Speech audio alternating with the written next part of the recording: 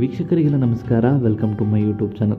ಕರ್ಣ ಧಾರಾವಾಹಿಯು ತನ್ನ ಕತೆ ಯಾವ ರೀತಿ ಸಾಗ್ತಾ ಇದೆ ಅಂತ ನೀವು ಕೂಡ ನೋಡಿದ್ದೀರಾ. ಇನ್ನು ಕರ್ಣ ಧಾರಾವಾಹಿಯು ತನ್ನ ಕಥೆಯಲ್ಲಿ ಕರ್ಣನಿಗೆ ಜೋಡಿ ಆಗೋದು ಯಾರು, ನಿತ್ಯಾನ ಅಥವಾ ನಿಧಿನ ಅನ್ನೋ ಟ್ವಿಸ್ಟು ಸದ್ಯದಲ್ಲೇ ಗೊತ್ತಾಗುತ್ತೆ. ಇನ್ನು ಸಂಜಯ್ ಮಾಡಿರೋ ಕುತಂತ್ರದಿಂದ ನಿಧಿಗೆ ಆಗಬೇಕಾಗಿದ್ದಂಥ ಅವಮಾನವನ್ನು ನಿತ್ಯ ಒಂದು ಕಡೆ ತಡೀತಾರೆ ಅಂತಲೇ ಹೇಳ್ಬೋದು.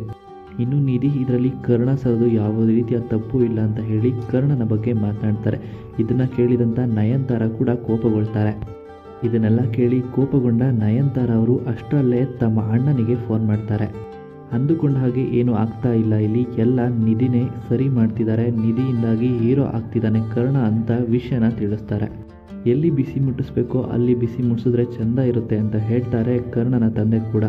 ಇನ್ನು ಅದೇ ರೀತಿ ಇವತ್ತಿನ ಸಂಚಿಕೆಯಲ್ಲಿ ನೋಡೋದಾದರೆ ಕರ್ಣನ ತಂದೆ ನಿಧಿಗೆ ಫೋನ್ ಮಾಡಿರ್ತಾರೆ.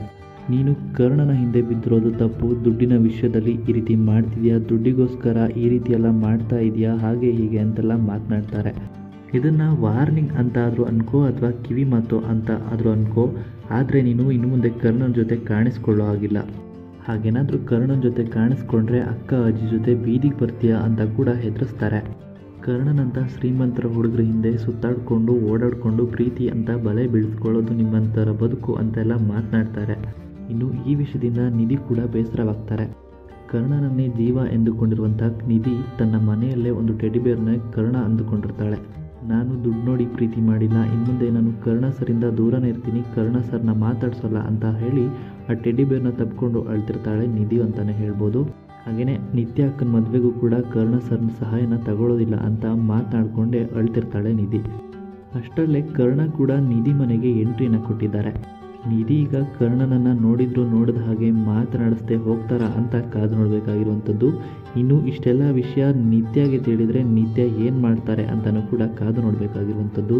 ಸದ್ಯಕ್ಕೆ ಕರ್ಣ ಧಾರಾವಾಹಿಯು ತುಂಬ ಇಂಟ್ರೆಸ್ಟಿಂಗ್ ಆಗಿ ಕತೆ ಸಾಗ್ತಾ ಇದೆ. ಮುಂದೆ ಯಾವ ರೀತಿಯ ಎಪಿಸೋಡ್ನಲ್ಲಿ ಟ್ವಿಸ್ಟ್ಗಳು ಬರುತ್ತೆ ಅಂತಲೂ ಕೂಡ ಕಾದು ನೋಡಬೇಕಾಗಿರುವಂಥದ್ದು.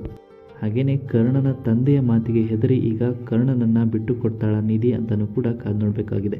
ಇನ್ನು ಈ ವಿಡಿಯೋ ನಿಮ್ಗೆ ಇಷ್ಟ ಆಯಿತು ಅಂದರೆ ವಿಡಿಯೋಗೆ ಲೈಕ್ ಮಾಡಿ. ಕರ್ಣ ಧಾರಾವಾಹಿಯ ಇನ್ನಷ್ಟು ಹೆಚ್ಚಿನ ವಿಡಿಯೋಗಳಿಗಾಗಿ ನಮ್ಮ ಚಾನಲ್ಗೆ ಸಬ್ಸ್ಕ್ರೈಬ್ ಮಾಡಿ. ಹಾಗೆ ನಿಧಿ, ನಿತ್ಯ ಮತ್ತು ಕರ್ಣ ಬಗ್ಗೆ ನಿಮ್ಮ ಅನಿಸಿಕೆಯನ್ನು ಕಮೆಂಟ್ ಮೂಲಕ ಕಮೆಂಟ್ ಮಾಡಿ ತಿಳಿಸಿ.